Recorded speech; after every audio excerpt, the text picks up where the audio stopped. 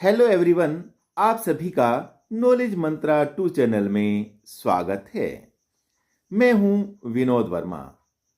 आज हम हिंदी के कुछ इंपॉर्टेंट टॉपिक्स पर चर्चा करने वाले हैं, जिसमें से सबसे मुख्य है समास।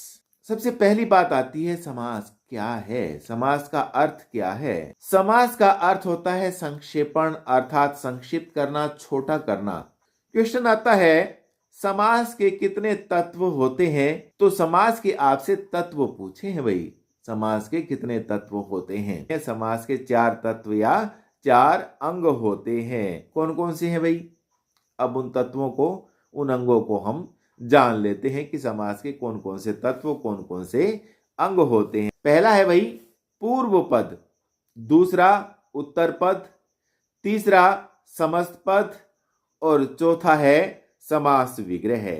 तो ये क्या है? समास के तत्व है, एलिमेंट्स है, समास के अलग अलग पद हैं। जैसे हमने एक शब्द लिया राजकुमार, अब यह एक पूरा अपने आप में क्या समस्त पद है, इसको हम समस्त पद कहेंगे भाई। राजकुमार ये अपने आप में क्या कहलाएगा? समस्त पद। इसमें सारे के सारे पद निहित हैं।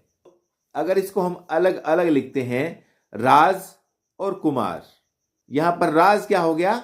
पूर्व पद, और कुमार क्या हो गया? उसका उत्तर पद। और इसका विग्रह क्या होगा भाई? इसका विग्रह होगा राजा का कुमार। अलग अलग करना।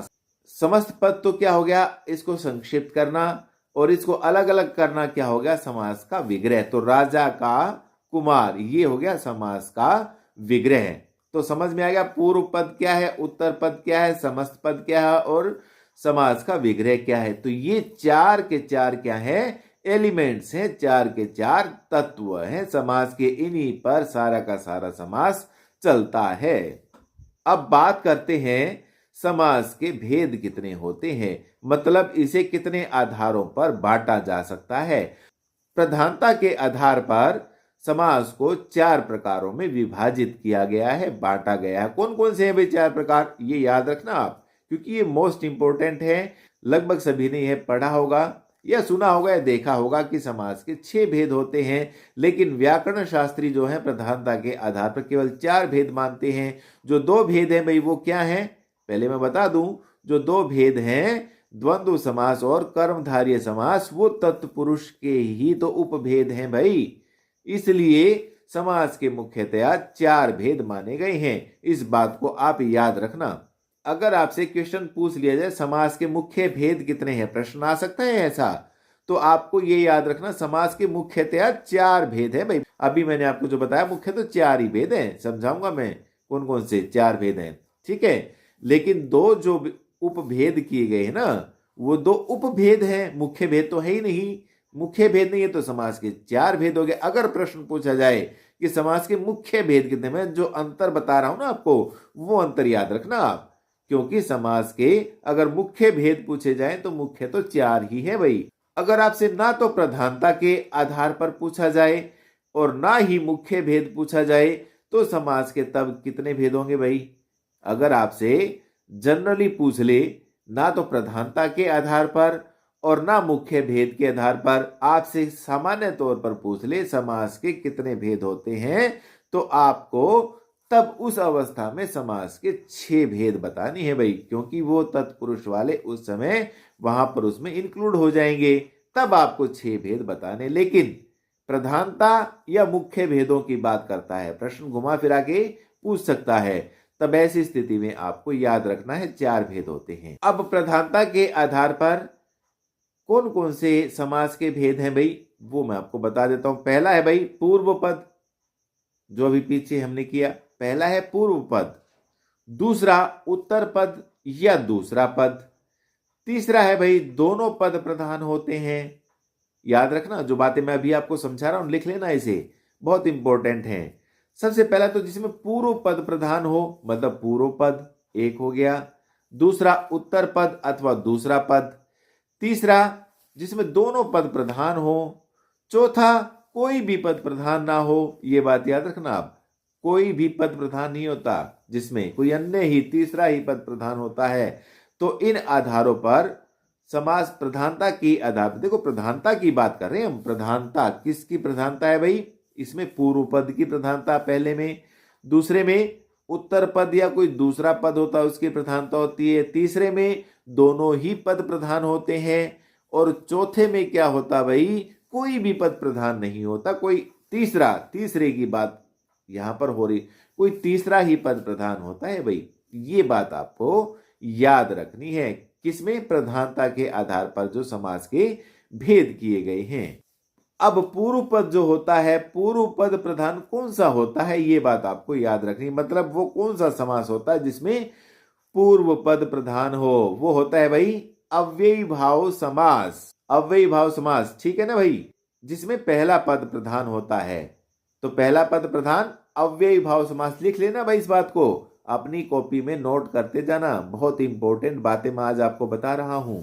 और हाँ, एक बात और भाई, जो इस चैनल पर पहली बार जुड़ रहे हैं उनसे निवेदन है कि चैनल को सब्सक्राइब जरूर कर दे, वीडियो को स्किप ना करें, पूरा सुने, बहुत इंपॉर्टेंट है ये आपके लिए भाई। दूसरा पद किस में प्रधान होता है, अर्थात दूसरे पद की प्रधानता किस समास में होती है, वो है तत्पुरुष समास, ठीक है ना भाई। तत्पुरुष समास में कौन सा पद प्रधान होता है, दूसरा पद प्रधान होता है, ठीक है ना भाई, उत्तर पद प्रधान होता है। दोनों पद जहां प्रधान होते हैं वो तो आपको पता ही है भाई, जिस समास में दोनों पद प्रधान होते हैं कौन सा है भाई, याद है ना, द्वंद्व समास। द्वंद्व समास में दोनों पद प्रधान होते हैं, ये बात याद रखना भाई। और जिसमें कोई भी पद प्रधान नहीं होता, अर्थात कोई तीसरा ही मीनिंग निकलता है भाई, कोई तीसरी ही बात होती है, कोई तीसरा मीनिंग जहां पर निकले, तीसरी बात जहां पर हो, किसी अन्य की बात हो, तो उसे हम क्या बोलते हैं भाई, बहुव्रीहि समास। बिल्कुल सही पहचाना आपने, वो बहुव्रीहि समास होता है, ठीक है, उसको हम बोलते हैं भाई बहुव्रीहि समास, जिसमें कोई भी पद प्रधान नहीं होता, ठीक है ना भाई, याद रखना ये बात। अब जो द्विगु और कर्मधारय समास हैं, ये दोनों तत्पुरुष समास के ही भाग हैं भाई, ये दोनों मैंने ऊपर भी बताया था, दोनों तत्पुरुष समास के ही भाग हैं। एक और क्वेश्चन एस्टेट में पूछा गया था भाई, जिसमें कोई पद प्रधान नहीं होता वह बहुव्रीहि समास कहलाता है। प्रश्न क्या है, थोड़ा ध्यान से सुनिए, जिसमें कोई पद प्रधान नहीं होता वह बहुव्रीहि समास कहलाता है। अभी तो पीछे पढ़ के आए हैं ना भाई कि बहुव्रीहि समास में कोई भी पद प्रधान नहीं होता, किसी तीसरे की तो बात होती है, तो ये स्टेटमेंट सही है या गलत है, असंगत है या नहीं है। तो क्वेश्चन का आंसर अपने आप में बन जाएगा कि बहुव्रीहि समास में कोई अन्य ही पद, तीसरा ही पद प्रधान होता है भाई, ये बात याद रखने की है। तो आइए अब डिटेल में थोड़ा सा इनको जान लेते हैं। पहले हम बात करते हैं अव्ययी भाव समास की। अव्ययी भाव समास क्या होता है, अभी हमने पढ़ा, जिसमें पूर्व पद प्रधान हो, अर्थात पहला पद प्रधान होता है, वहां पर अव्ययी भाव समास होता है भाई, ठीक है ना। जिसमें पूर्व पद यानी पहला पद प्रधान होता है, वहां पर कौन सा समास होता है, अव्ययी भाव समास। दूसरी बात, इसमें कोई एक अव्यय होता है, अव्यय मतलब अविकारी शब्द होता है। अविकारी शब्द तो आपने पढ़े होंगे ना, तो अविकारी शब्द होगा या अव्यय होगा, ये बात आपको याद रखनी है। इसमें पहली बात तो आपको याद रखनी है कि इसमें पहला पद प्रधान होता है, मतलब पूर्व पद प्रधान होता है। और दूसरी बात क्या याद रखनी है भैया आपको, अविकारी या अव्यय शब्द होता है। इसमें क्या है, अविकारी या अव्यय शब्द होता है भाई, ठीक है ना। कोई उपसर्ग भी हो सकता है इसमें, ये बात भी ध्यान रखें आप, इसमें कोई उपसर्ग भी हो सकता है। बेसिकली आप इन शब्दों को ध्यान में रखें। अव्ययी भाव समास को यदि आप समझना चाहते हैं तो बेसिकली मैं कुछ शब्द आपको बता रहा हूं, केवल उन शब्दों को ध्यान में रख लेंगे तो भी अव्ययी भाव समास आपको समझ में आ जाएगा। ये शब्द कौन कौन से हैं, भर, प्रति, बा, बे, यथा, आ, अधि, अनु और पीछे यदि पूर्वक लगा हो, तो ये शब्द बेसिकली जो होते हैं, ये शब्द हमेशा अव्ययी भाव समास में ही आते हैं। जैसे आजन्म, प्रत्येक, यथाशक्ति, भरपेट, आमरण, बेलगाम, प्रत्युत्तर। तो ये आपको अलग ही दिख जाएंगे भाई। तो इनसे स्पष्ट हो जाएगा क्या ये अव्यय हैं और अव्यय भाव समास के उदाहरण हैं। तो इस टाइप के जो समास होते हैं वो कौन से होते हैं? अव्यय भाव समास। ऐसा भी होता है भाई अव्यय भाव समास में दोनों पद प्रधान हो जाते हैं। ऐसा भी हो जाता है कि दोनों पद प्रधान आ जाएं। हम बात कर रहे हैं कि पूर्व पद प्रधान होता है, लेकिन अगर ऐसा हो जाए कि दोनों ही पद प्रधान हो, ऐसा कुछ आ सकता है, लेकिन उनमें दोनों पदों की प्रधानता कैसे होगी? उनमें सिमिलैरिटी होगी। जैसे हाथों हाथ, रातों रात, बातों बात, दिनों दिन।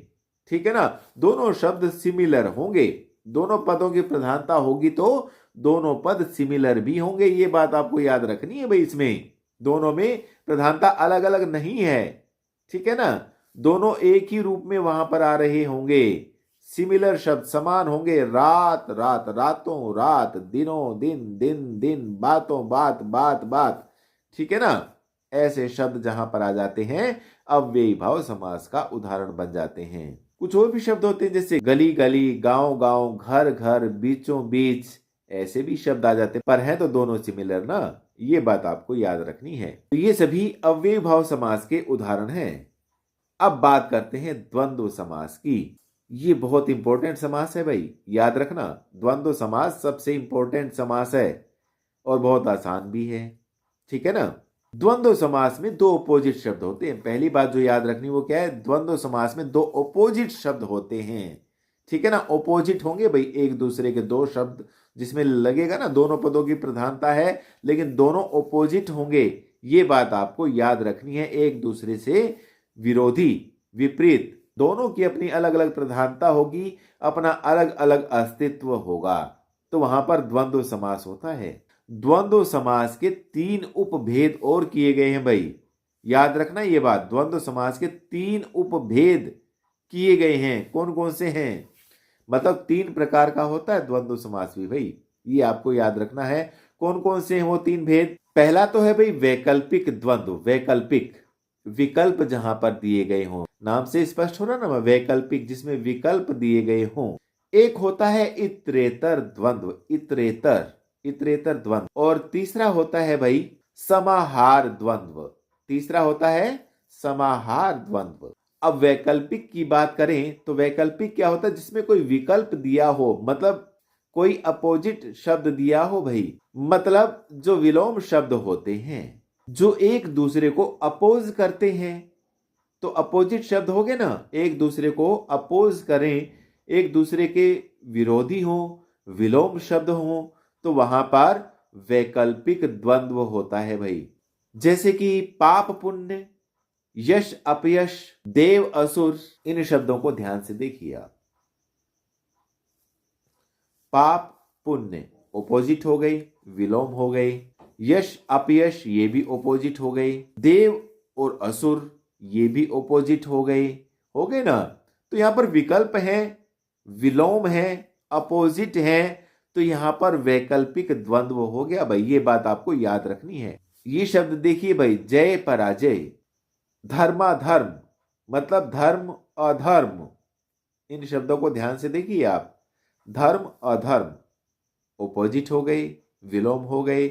जय पराजय अलग अलग हो गए ना। जय मतलब जीत, विजय, ठीक है, फतेह करना, और पराजय हार, तो दोनों अपोजिट हो गए।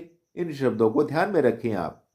यहां पर दोनों अपोजिट हैं, अपोज कर रहे हैं एक दूसरे को।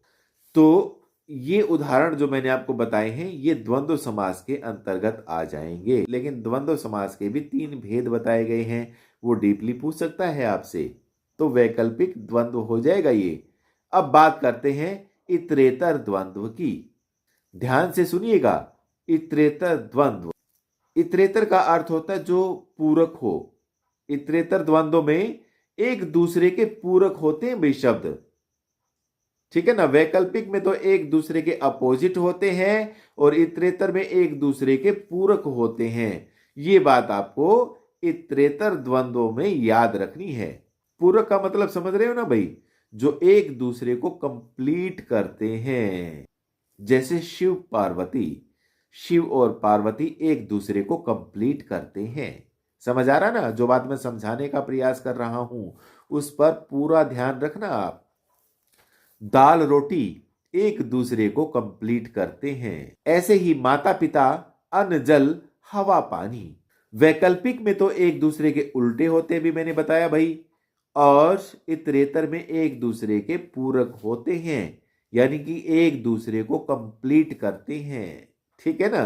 तो ये उदाहरण जो मैंने दिए हैं इनसे आपको समझ में आ गया होगा कि वैकल्पिक कौन से होते हैं और इतरेतर द्वंद्व में कौन से उदाहरण आएंगे। समझ आ गया ना? और अब समाहार में क्या होता है भाई? तीसरा मैंने इसका भेद बताया था, प्रकार बताया था द्वंद्व का, तो समाहार है। तो तीसरा प्रकार द्वंद्व समास का समाहार द्वंद्व है। तो समाहार क्या होता है? समाहार द्वंद्व क्या होता है भाई? आइए अब इसे भी जान लेते हैं। समाहार में होता है अपनी पूरी जाति को रिप्रेजेंट करना।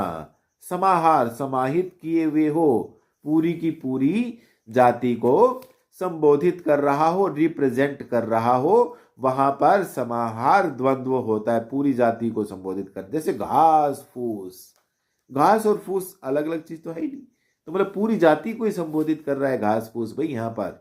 तो यहां पर घास फूस पूरी जाति को रिप्रेजेंट कर रहा है। तो आज की वीडियो में केवल इतना ही।